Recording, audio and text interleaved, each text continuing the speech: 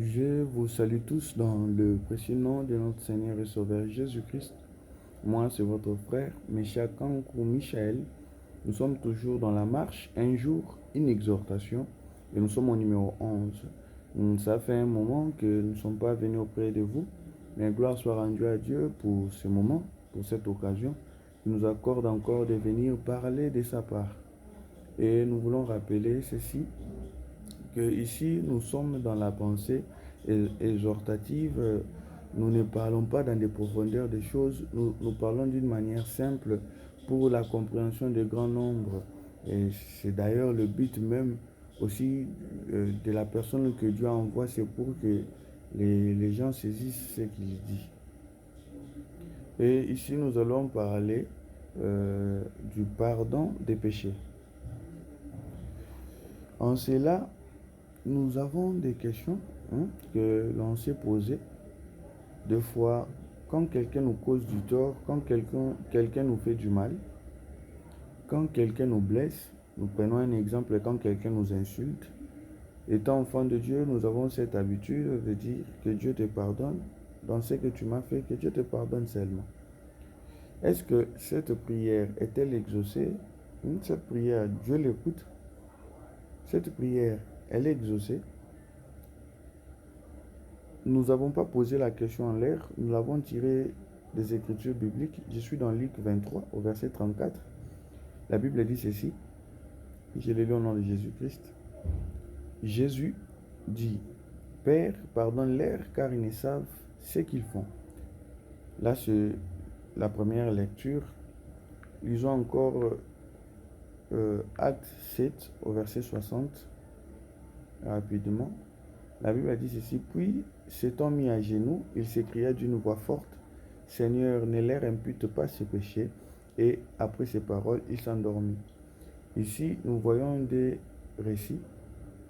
Le premier est, lorsque le Seigneur est à la croix, il lui dit, « Père, pardonne-leur, car ils ne savent ce qu'ils font. » Et encore un autre récit, c'est d'Étienne, lorsqu'on les lapidait. C'est-à-dire, on lui faisait du mal, on lui causait du tort. Mais Étienne a intercédé pour ces gens en disant que le Seigneur ne leur impute pas ses péchés. Est-ce que c'est-à-dire, ce pardon, cette intercession trouve d'utilité dans la vie de ces gens? Ou bien les résultats de ces pardons, quel est le résultat de ces pardons dans la vie de ces gens dont on intercède en leur faveur? Parce que vous allez comprendre, même le Seigneur Jésus, quand il dit « Père, pardonne-leur, car ils ne savent ce qu'ils font », nous comprenons que ces gens dont le Seigneur intercède, ce sont des gens ignorants. C'est-à-dire, ils ne savent pas. Nous les répondrons au moyen des Écritures bibliques, mais d'une manière prophétique d'abord, dans la vision, dans la pensée prophétique et dans la pensée aussi doctrinale des choses.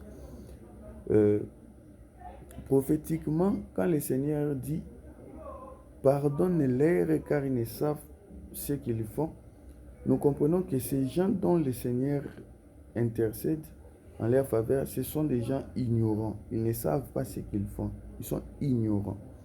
Mais vous allez comprendre, la période que Dieu ne tient pas compte, c'est aussi la période de l'ignorance. Car il faut comprendre que Actes des Apôtres 17 au verset 30, je le lis rapidement, la Bible dit ceci, verset 30, « Dieu, sans tenir compte des temps d'ignorance, annonce maintenant à tous les hommes, en tout lieu, qu'ils aient à se repentir. » Vous comprenez que le peuple ou les gens qui étaient ignorants, c'est nous les nations, c'est nous qui n'avons pas la loi, on ne connaissait rien des choses de Dieu, on était des peuples ignorants. Et la Bible dit que Dieu, jetant les regards dans les nations, je suis dans Acte 15 au verset 14, il a choisi un peuple au milieu de ces nations, afin qu'il porte son nom. C'est-à-dire, nous, l'Église, nous sommes un peuple qui sort des nations. Lisons cela rapidement. Actes des Apôtres 15, le verset 14. La Bible dit ceci. Simon a rencontré comment Dieu a d'abord jeté les regards sur les nations pour choisir du milieu d'elles un peuple qui porta son nom. C'est-à-dire, prophétiquement, l'intercession est pour l'Église. Prophétiquement, l'intercession est pour les nations. Mais vous allez comprendre que doctrinalement ou prophétiquement aussi, cette prière va prendre l'exaucement à l'Église. Pourquoi nous le disons? Parce que le pardon de péché, même si nous demandons le pardon de péché pour nos membres de nos familles, des gens que nous connaissions, qui ne savent pas encore le Seigneur, ce pardon de péché trouve utilité dans leur vie, c'est lorsqu'ils se répandent, ces personnes. Parce que, disons d'une manière terre à terre et simple, lorsque quelqu'un te fait du mal, il te cause du tort, il te fait du mal, tu demandes, tu pries, malgré ce que tu m'as fait, que Dieu te pardonne seulement. Nous le faisons.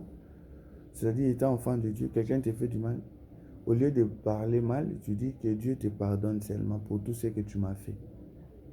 C'est-à-dire, la personne dont tu demandes le pardon, là, en sa faveur à Dieu, tant que cette personne ne change pas sa manière de vivre, le pardon que tu demandes là, doctrinalement, ça peut être pardonné.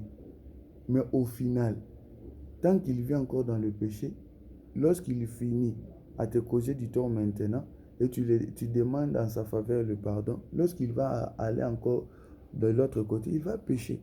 Parce qu'il vit encore dans là, il est encore dans l'iniquité. C'est-à-dire c'est le péché qui domine encore en lui. C'est-à-dire demander pardon pour quelqu'un qui vit encore dans le péché, le pardon ne trouve pas utilité. Parce qu'on dit que sans tenir compte de l'ignorance, là, l'acte 17-30, c'est pour que, en effet, que nous allons vers la repentance. Le pardon trouve utilité dans la vie d'une personne lorsqu'il y rencontre la repentance. C'est-à-dire, ce n'est pas le fait de dire que Dieu te pardonne qui rend le salut à cette personne. Non. Le pardon trouve utilité dans la vie d'une personne, c'est lorsque la personne, le pardon la rencontre la repentance dans la vie de cette personne. C'est pour cela dire que le pardon que le Seigneur a demandé à la croix, là si nous le parlons d'une manière personnelle de la personne ou particulière de tout un chacun de nous, si nous le faisons, nous le prenons exemple d'une manière que quelqu'un le fait par rapport à un des membres de sa famille, cette prière est écoutée. Doctrinalement, elle est écoutée. Parce que les Écritures bibliques nous donnent ce pouvoir étant enfant de Dieu. Ce que vous pardonnerez, moi aussi je vais pardonner. Ça, c'est Dieu qui l'a dit. C'est-à-dire que ce péché, quand tu demandes que Dieu, oui, Dieu lui pardonne. Mais la personne, tant qu'il vit encore dans une vie d'iniquité, même si tu demandes ou tu pries pour lui en demandant le pardon, ces pardons-là ne trouvera pas utilité dans sa vie, dans le sens que ce pardon n'a pas rencontré la repentance. Parce que même la Bible, quand il dit qu'à celui qui avoue ses péchés, la Bible ajoute délaisse, obtient une miséricorde. C'est-à-dire qu'il faut d'abord qu'il avoue et il vit cette vie d'abord de la confession et la repentance, mais il doit aussi délaisser afin d'obtenir miséricorde. C'est pour cela d'ailleurs, quand même nous faisons la prière en disant que Dieu nous pardonne, ce n'est pas des choses à laquelle que nous déclarons, c'est-à-dire que ça demeure dans des lèvres. Il faut que la prière soit sincère. Il faut que la prière soit honnête. Il faut que le cœur de la personne rencontre ce qu'il dit. Ce n'est pas le fait que Seigneur pardonne-moi pendant que tu sais que dans mon cœur j'ai encore le désir de faire ce que je viens de demander pardon là. Le pardon que tu demandes là, même si c'est écouté, ne trouve pas utilité dans ta vie. Parce que tant que tu demeures dans la vie de l'iniquité du péché, tu n'entreras pas au royaume. Le pardon trouve utilité lorsqu'il rencontre la vie de la repentance dans la personne. Dans la vie de la repentance de la personne. Je lis encore rapidement Actes des Apôtres 2, le verset 38. Actes des Apôtres 2, le verset 38. La Bible dit ceci. Pierre leur dit, repentez-vous et que chacun de vous soit baptisé au nom de Jésus-Christ pour le pardon de vos péchés et vous recevez le don du Saint-Esprit. Là d'abord, repentez-vous et soyez baptisés pour que vous recevez quoi? Le pardon du péché. C'est-à-dire le pardon du péché n'est pas quelque chose, c'est-à-dire que nous à la légère comme ça.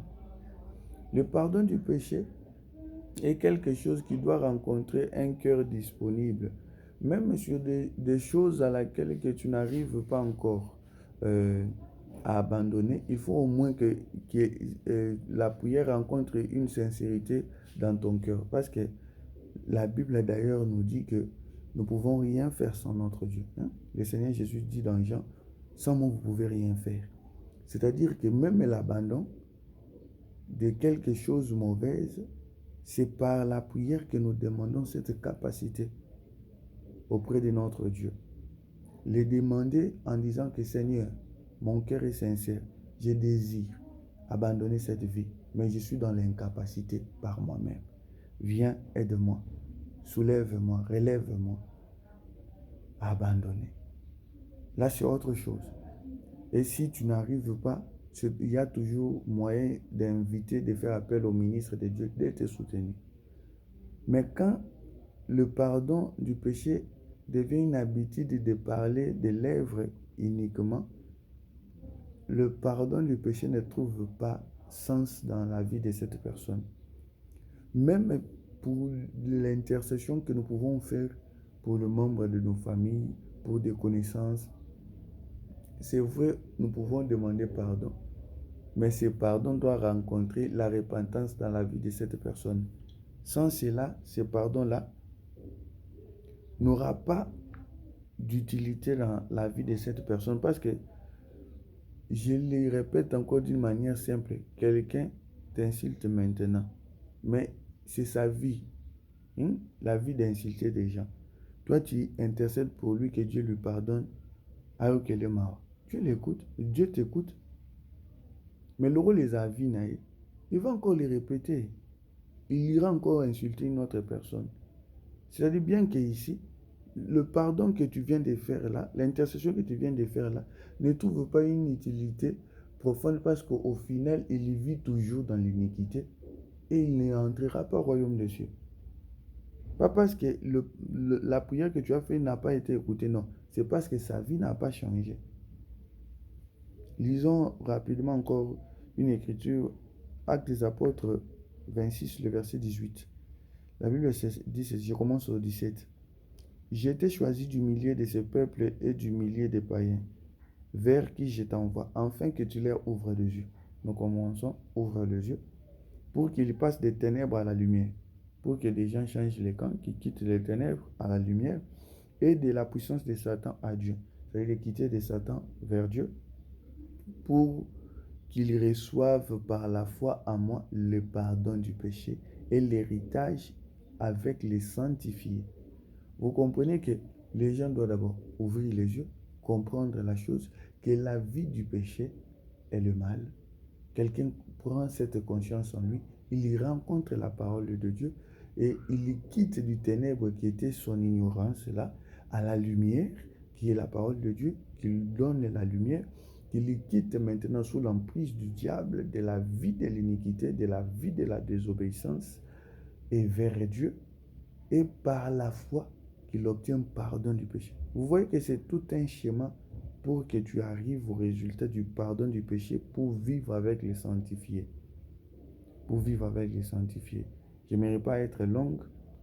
Ici, la pensée a été toujours de rencontrer à chaque fois, aux demandes de pardon, que tu fais rencontrer ton cœur avec la sincérité, avec une pensée de la repentance, parce que dans notre évangile, l'évangile de Christ, c'est un évangile de la repentance. Notre vie, nous sommes dans une vie de repentance. Vraiment que Dieu nous bénisse tous au nom de Jésus-Christ. Amen.